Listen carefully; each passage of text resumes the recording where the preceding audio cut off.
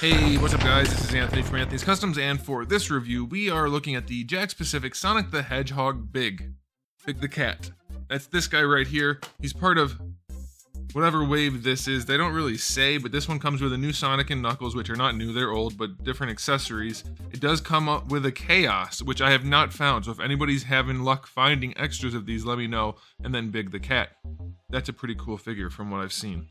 Alright, so this guy, these cheap figures, they're only 10 bucks. They don't really need a review, but I figured I might as well because it's a pretty unique figure, pretty unique design. I think some of you might be interested in something like this just for fun for 10 bucks, and now you'll know what it is and decide if you want to look for it. So let's go ahead and get it off the stand and take a closer look. This guy stands to the top of his head, just shy of, well, to the top of his ears, just shy of 5 inches. That's going to make him roughly 12.5 centimeters. Here he is up against Darwin, so you can see the scaling differences for Marvel Legends. Decent size figure for 10 bucks. And before we get into it, let's do a quick question of the day. Are you watching this video because you know who Big the Cat is?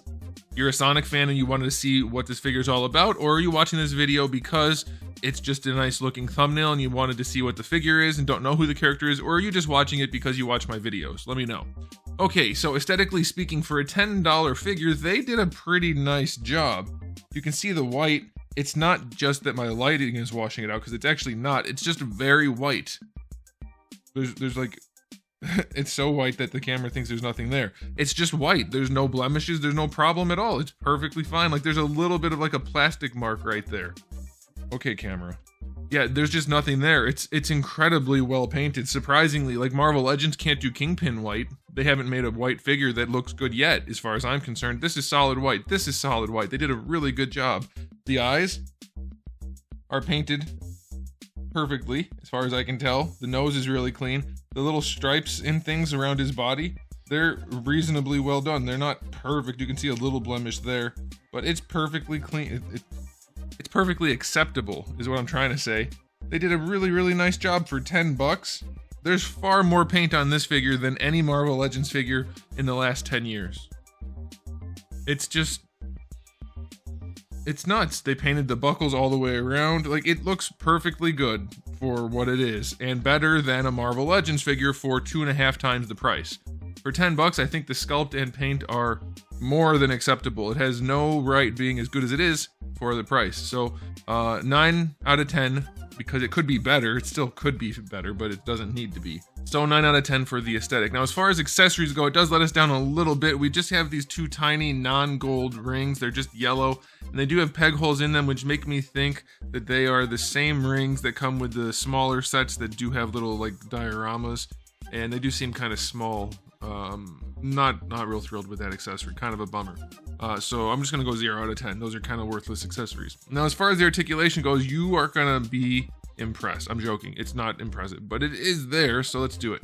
The head does rotate, which is probably all you really need for somebody like this. The tail does rotate, which is good. I wasn't really expecting it to work as well as it does. Not that it's doing anything impressive, but I thought it'd have like just a little wiggle or something, but it does rotate all the way around, so that's cool. Shoulders are on swivel hinges, so you can bring the arms all the way around other than where the ears are. They do have the hinge, which isn't entirely useful, but it's there. And then for the elbows, you get another swivel hinge, so you get the joint, doesn't bend all that far, not even 90. And then you get a bicep swivel out of that if you want it. So it's enough. It's enough for him to be somewhat useful. And then the wrists are, I think they're technically balls, but essentially just going to be a swivel. So nothing crazy going on there, nothing in the waist. This is actually just a shell. The whole body, not counting the belt, which is a separate piece, the whole body is like just front and back. That's why the white had to be painted. I'm so surprised they painted that white. And I really do think they painted the white. The purple looks like it's the actual plastic. That's nuts that they painted white that clean. Anyway, for the hips, just another swivel hinge. So they go back and forward, so you can put them in kind of like a walking pose if you want. That'll be tricky, but you can do it. They do rotate, so you can bring the leg out to the side if you want to. But yeah, they swivel at the top. And then for the feet, it's a ball peg technically, but he's practically just going to be basically just a swivel. Doesn't really do much, but you'll be able to adjust his feet to get him flat on the surface. So like I said, not impressive. I'll give it, for what it is, a 6. It's fine.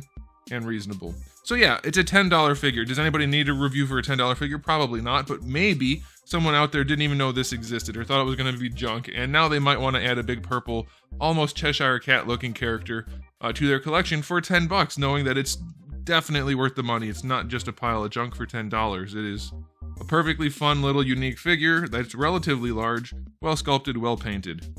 I mean, what more could you really want other than a cooler accessory for $10? And even then, that's probably pushing it. So I'm gonna give this an overall rating of 9 out of 10 for $10. Go get one. If you think it looks interesting at all, you'll enjoy it enough. It's gonna look fine on a shelf. It looks at least as good as a Marvel Legends figure standing on a shelf.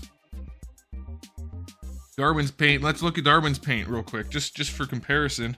Look how nice Hasbro did it on that. I can't speak English anymore. It's a disaster on Darwin. And it cost $26, whereas this guy was $10 and has far more paint and it's better done. So I'm gonna say get it. If you're at all inclined, get it. You'll enjoy it. Again, let me know if you guys found an extra chaos. I really need one, and that'll do it. So thanks for watching, guys. If you enjoyed the video, please do give it a thumbs up. If you didn't, give it a thumbs down, and if you haven't subscribed, you should. I have new videos almost every single day and thousands already on the channel, so make sure you come back for all of that. In the meantime, keep collecting.